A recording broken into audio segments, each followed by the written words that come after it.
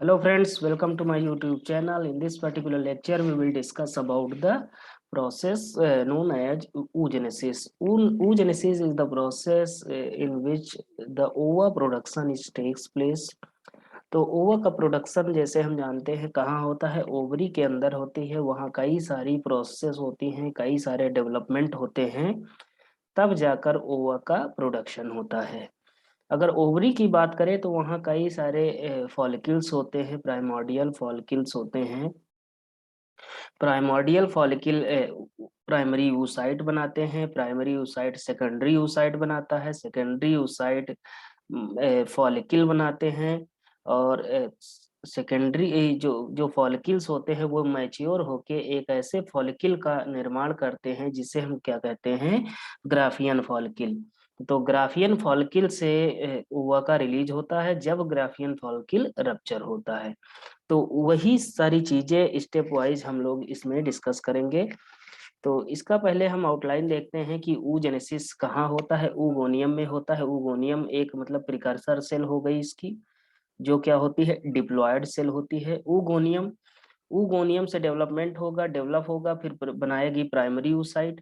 Primary oocyte में meiosis first होगी। Meiosis first क्या है, रिडक्शनल डिवीजन है। यहाँ रिडक्शन हो जाएगा, क्रोमेटिड का रिवीजन डिवीजन हो जाएगा, रिडक्शन हो जाएगा। तो यहाँ पर एक सेकेंडरी oocyte बनेगा और दूसरा क्या बनेगा, एक पोलर बॉडी बनेगी। तो यहाँ पर दो क्यों नहीं बन रही हैं, दो सेकेंडरी oocyte क्यों नहीं बन रहे हैं?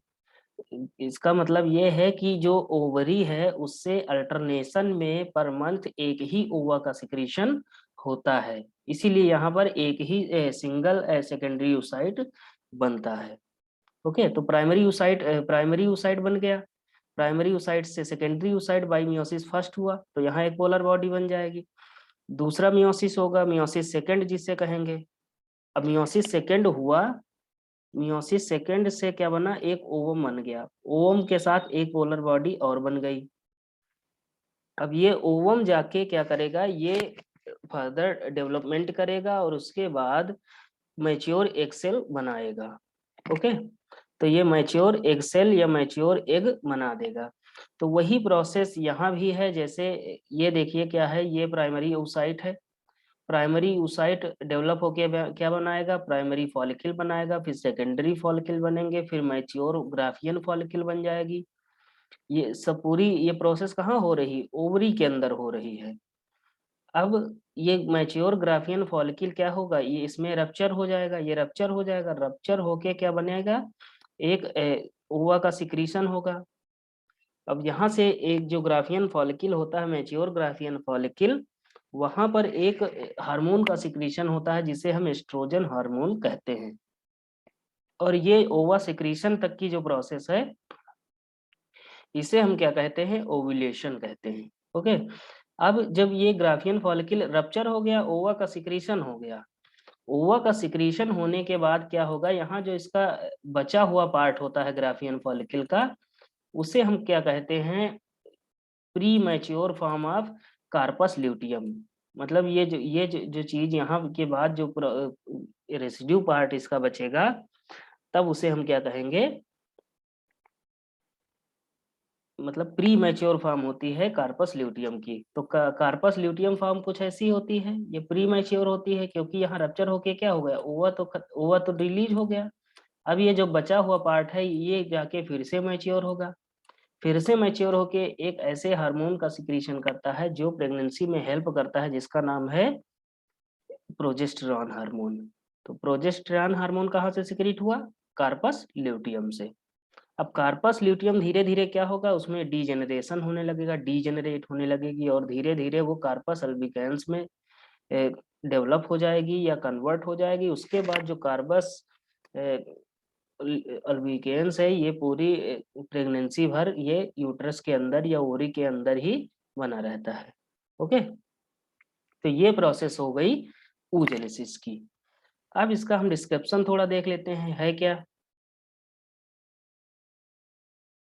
एक मिनट।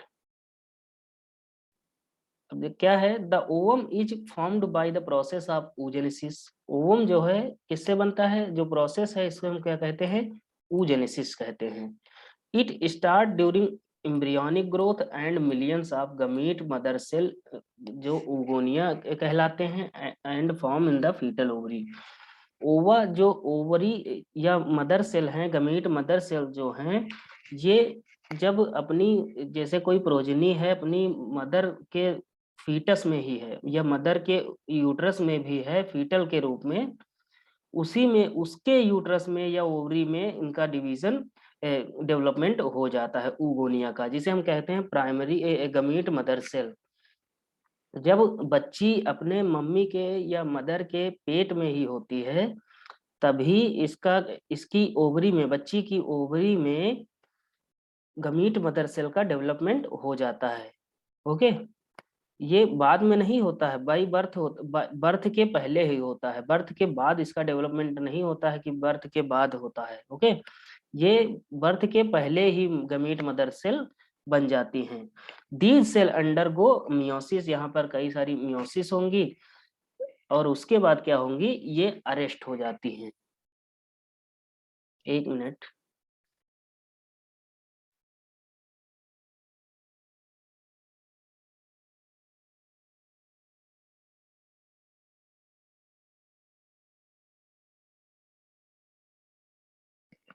अब उसके बाद क्या हुआ, ये जो मियोसिस हुई oogonia में जो मियोसिस हुई, इसके बाद ये क्या होते हैं, टेम्पोरली ये अरेस्ट हो जाते हैं प्रोफेज स्टेज में, और उन्हें हम क्या कहते हैं, प्राइमरी oocyte कहते हैं।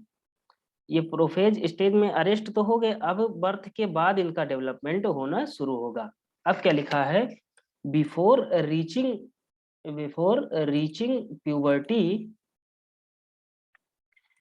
before reaching puberty a large number of primary oocyte degenerate and remaining one get surrounded by the layers of granulosa cell and new theca and are called the secondary follicle।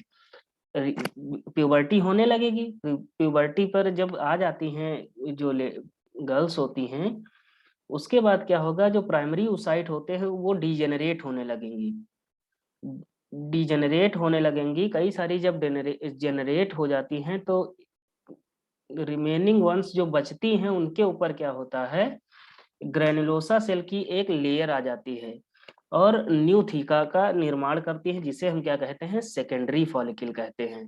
Primary follicle कब बना था, birth के पहले ही बन चुके थे primary follicle या primary oocyte। Secondary follicle कब बने, बर्थ के बाद, जब प्यूबर्टी की शुरुआत हो गई। ठीक, अब क्या है, the secondary follicle are then converted into tertiary follicle. उसके बाद जो सेकेंडरी फॉलिकल हैं वो टर्सरी फॉलिकल में कन्वर्ट हो जाएंगे। That have characteristics fluid filled cavity called antrum, और उनके पास क्या होता है, फ्लूइड फिल्ड कैविटी पाई जाती है जिसे हम एंट्रम कहते हैं।